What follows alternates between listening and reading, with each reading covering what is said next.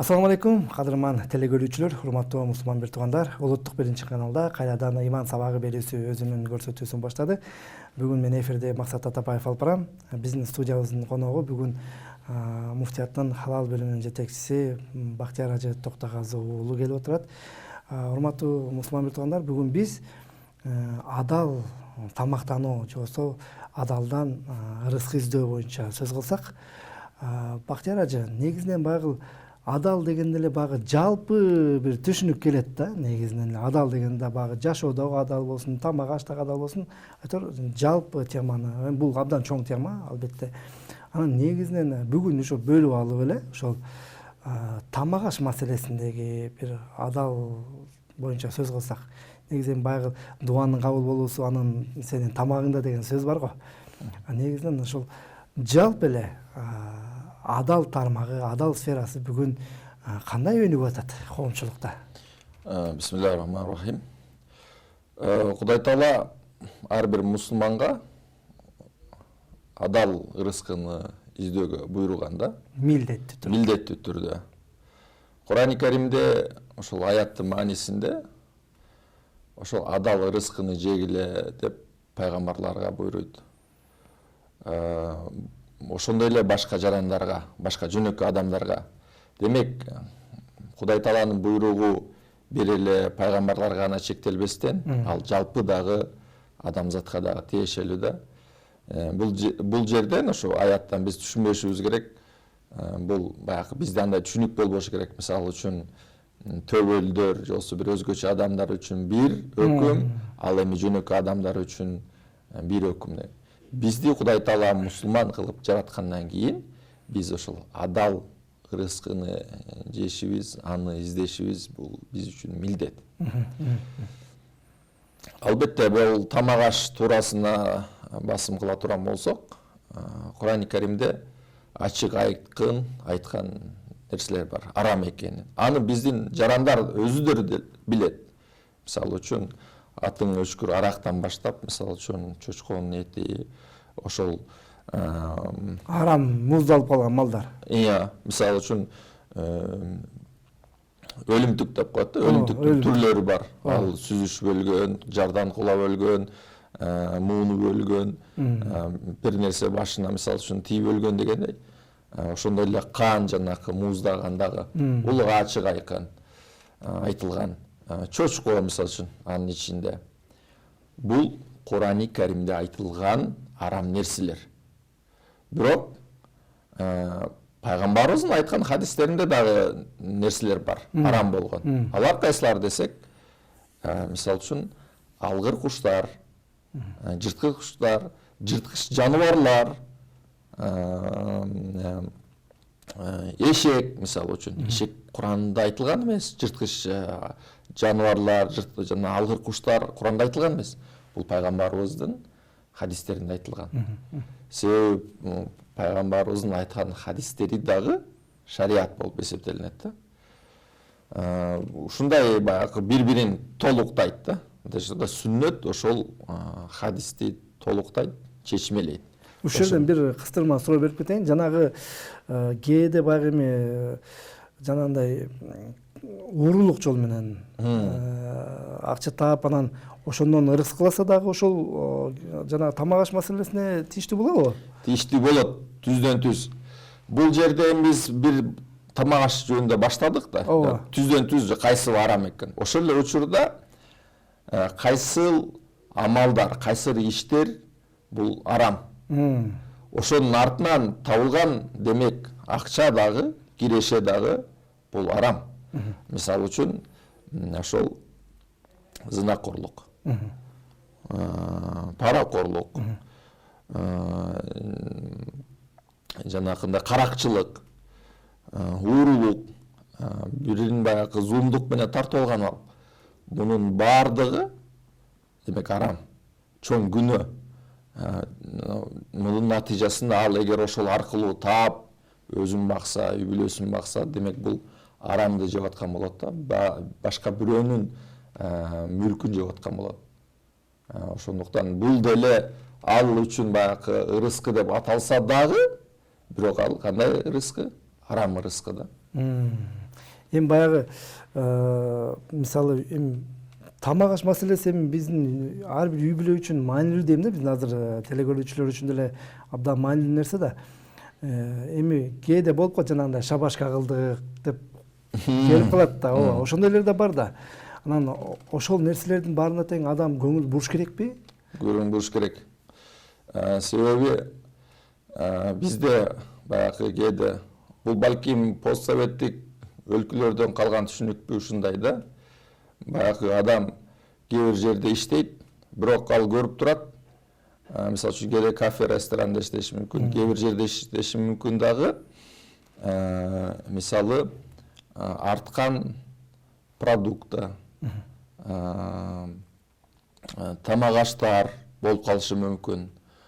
Ошону ээсинин уруксатысыз кээде бирөөлөр кымтып кетет, алып кетет. Бул баягы арам болуп калат да.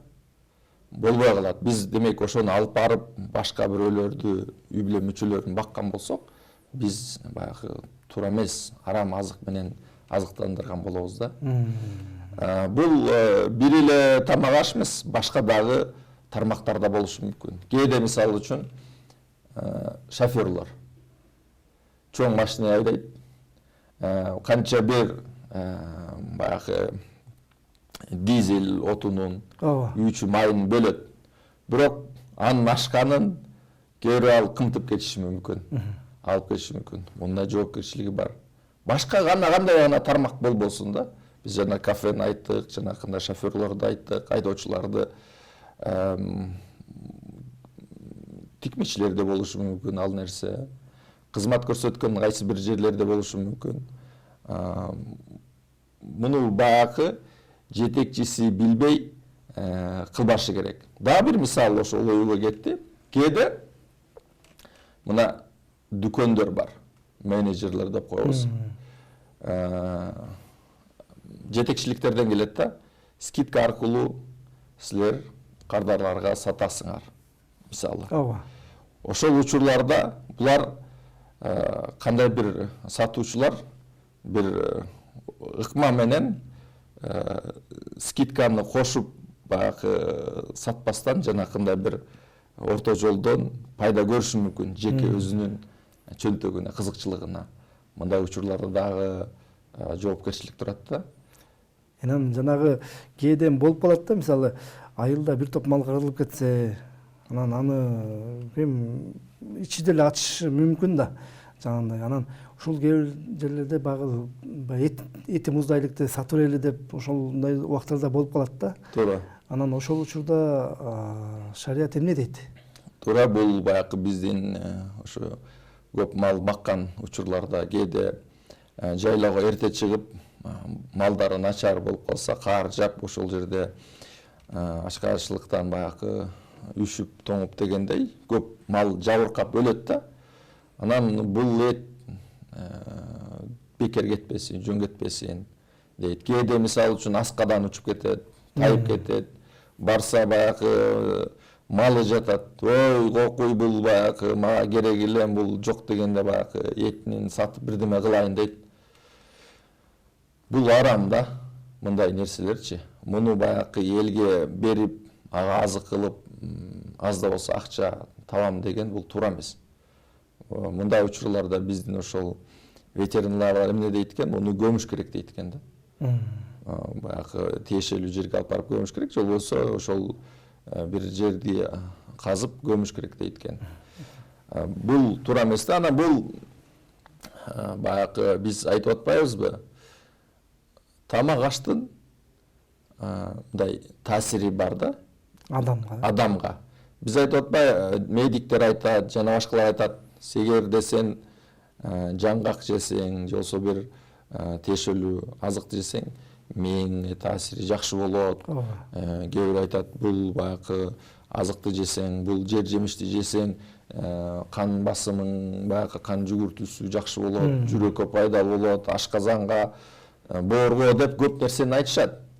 Бул биз көрүп турган нерсе. Бирок мындай руханий жагы дагы бар экен да биздин ошо азыктардынчы бизге көрүнбөгөн. Бул жада калса таасири мындай бар деп илимде далилдениптир. Ошондуктан адал азык болгон болсо, биздин ден соолугубуз үчүн, биздин ой жүгүртүүбүз үчүн, биздин ошо жашообузга болгон баягы көз караштар, жүрүм турубузга чейин таасири бар сөзсүз түрдө. Анан баягы окумуштуулар далилдептир деп атпаймынбы? Мисалы үчүн керек болсо дейт, ошол эки сууну алып, бирөөсүнө мындай бир жакшы сөздөрдү айтып, мотивацияны берип, мындай мындай койгуп айтылып, экинчисин баягы тилдеп, урушуп, ушинтип, ал баягы жансыз болсо дагы, бирок ошону баягы илимдүүлөр изилдесе, канчалык баягы таасир болот экен да. Ошондуктан биз бул көрүнбөй турган нерсе. Биз баягы мындай материалист болуп кетпешибиз керек да, баягы мына деп ошо руханий жакка дагы көңүл бурушубуз керек. Бул маанилүү. Бул биздин жаштардын келечеги да. Бул жөн эле баягы кээ бирөө ойлойт экен. Бул мисалы үчүн адал эт бар десе, ошондой эле адал сыр жана башка деген азыктар бар десе, силер ашыга чагып баратасыңар. Бул жерде баягы мындай бир кандай дейбиз, бир фанат эмес, бир эмне деп коет, секта болуп бараткан окшойсуңар дейт да. Жок, бул азыр адал же халал, бул жашоо образы десем дагы жаңылышпаймын да. Азыр мына жакында эле биздин кыргызстандык атактуу бир маалымат сайты миллиардтаган кирешелүү ошо компанияларды айтты. Анын ичинде ошол халал сертификаты бар компанияларды айтты да.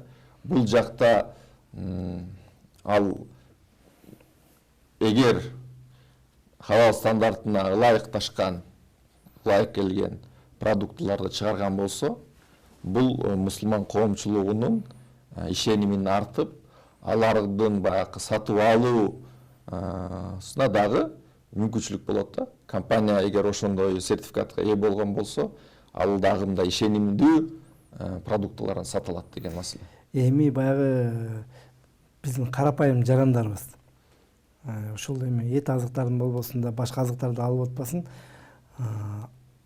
адал экендигине толук кандуу ишениш үчүн эмне кылыш керек? Балким ал жандай эт сатып аткан дүкөндөргө айтабы же анын билбейт да, мисалычы ал эт кайдан келгенинчи. Ошон үчүн биздин жарандарыбыз эмнеге көңүл буруш керек? Адал менен тамактанууда. Балким бул эфирди баягы чет өлкөдөн дагы көрүп калышы мүмкүн. Ошон үчүн баягы жалпы түрдө бир айтып берсеңиз. Эми эң башында эле бул эт азыктары турат да. Биз мисалы үчүн мусулман коомчулугу азыр көпчүлүгү мусулман дейбиз. Базарларда эт саткандар да мусулман дейбиз. Анан буюрса мындай жакшы ишеним менен барып алса болот. Эгер эле шек күмөн жаралса ошол жаранда, демек ал такташы керек. Бул кандай эт, каяктаган болгон эт. Эгерде биздин жарандар чет өлкөдө болсо, мисалы үчүн Европада, Америкада жана башка жерлерде, бул жактагы жарандар сөзсүз түрдө эттин адалдыгын тастыкташ керек. Ал эмне менен тастыктайт десе, бул сертификат менен тастыктайт. Бизде деле мисалы үчүн ошол баягы сертификат менен барган алсын деген бир иш аракеттебиз. Себеби биздин ошо мал союлчу жерлердин көбү мындай толук кандуу 100% талаптарга ылайык келбеши мүмкүн. Бирок биз баягы тиешелүү мамлекеттик органдар менен сүйлөшкөн кезде алар айтат, жок дегенде ошол жарым талаптагыдай шарты бар болгон болсо, ошол мал союлчу жерлер иштей берсин дейт да. Себеби баягы талаптагы башка жерлерден, үйлөрдөн дагы союп жүрө бербесин дейт. Демек бир жерден багы союу талаптарына жооп берген бир багы Мекеме болуш керек деген үстүндө да. Мисалы азыр биздин акыркы маалыматка таянсак, 100 болчу мал союлчу жер азыр 70 болду да. Кээ бир жерлерди мамлекеттик органдар талаптарга ылайык келбегендиги үчүн ошо жаап атат. Себеби бул тамак аш коопсуздугу деп атабыз да. Мисалы үчүн мал келгенде ал жерде шаарлар, чоң шаарларда айталы. Бул каяктан келген мал, ветеринардын баягы чечими керек да. Бул оору сыркоосу жокпу? Жанакы сайылган антибиотик деп коет, жанакындай уколдорунун мөөнөтү чыгып кеттиби, жоксо дагы эле барбы? Мисалы үчүн бул дагы халал стандарттын талаптарына дагы кирет да. Биз ойлобошубуз керек. Бул мал турат, демек жакшы элекен, туура элекен сое берсе болот. Бирок сөзсүз түрдө ветеринардын дагы чечими керек. Биз мисалы үчүн билбейбиз, ал качан ошол эмдөөсүн алган, жоксо жанакы уколду алганын. Бирок ошого дагы маани бериш керек. Кээде бизге көрүнбөгөн жанакындай оорулар болушу мүмкүн. Бактериялар болушу мүмкүн. Аны ветеринарлар билет да. Ошондуктан кээде ошол сыртынан көрүнбөйт. Бирок сойгондон кийин дагы бир оорулар чыгып калган болсо, аны толук кандуу ошо ветеринар сатууга болбойт деген бүтүмү дагы керек да. Эми Бактияр ажы, биздин убактыбыз дагы соңуна келип атат. Негизи эми кыскача айтып берсеңиз, негизи эми биздин айыл жергесинде көбүнчөсүн тоок багат эмеспи? Анан биздин багы тоок бакканда дагы багы айылда биз көрүп эле чоңойгонбуз да. Тооктун башын коюп туруп балта менен ыргыта чабат, кетти да негизиненчи. Анан түптүз апарып ысык сууга салып, анан ушундай процесс жүрөт да өзүчү. Негизи эле бул жака тоок этине кандай көңүл буруш керек негизи? Соёордун алдын эмне кылыш керек? Бул тоок болобу, көгүчкөн болобу, канаттуулардын кайсысы гана болбосун, бактек болобу, бүйдөнө дагы болобу, муну ар бирин кармап, бисмилля Аллаху акбар деп союу керек. Кадимкидей бычак менен. Бычак менен. Анан дароо жанакындай балта менен чаап салуу бул өзү туура эмес. Макро болуп калышы мындай. Арам эмес макро, бирок туура эмес мамиле да, ошол жандыкка болгон. Ошол баягы силер сойсоңор дагы, пайгамбарыбыз айтат, сойсоңор дагы жакшы сойгула дейт да. Демек, баягы эрежеси менен бисмилля Аллаху акбар деп Алланын ысмын айтып мууздашыбыз керек. Бардыгына бул канаттуулардан баштап, тетиги бука, өгүз, төөгө чейин да. Бул бир. Анан жанакы тооктун кээ бир коомчулукта ушундай бар, учурдан пайдаланып айтып кетейин. Айтат экен, ошол муздап жаны чыккандан кийин эми ич агардын алып салыш керек дейт экен. Практикада иш жүзүндө андай нерсе жок. Бул ич агардын албастан туруп, баягы сууга, ысык сууга салып, анан жүндөрүн жуулат. Ошол кээ бир китептерде айтылат деп бирөөлөр айтса, биз айтабыз да. Эгерде сиз тооңузду ошол муздагандан кийин ысык сууга салып кайнатсаңыз, ичиндеги нажас, туура эмес заттар денесине чыгып кетсе, ошондо болбойт. Ал эми жанакы салып, кайра чыгарып, тез эле жыдытып жүнүн жуулсаңыз, мында маселе жок. А эгер сиз жаны чыкпай туруп эле, жаны чыгып, бирок баягы ич агардын албай, ич агардын алып, алып салып, ысык сууга эметемдесеңиз, тескеринче сиз баягы булгайсыз да, көбүрөөк жанакындай ичиндеги туура эмес нажас заттары денесине, баягы этине жабышы мүмкүн. Негизинен эми биздин жумурай журттагы бир маалыматтуу болуп калды деп ойлойм. Биздин да убакыттын соңуна келип калды, Бактияр ажы. Урматтуу телекөрүүчүлөр, бүгүн биз ошол адал арам маселеси боюнча азын аулак сөз кылдык.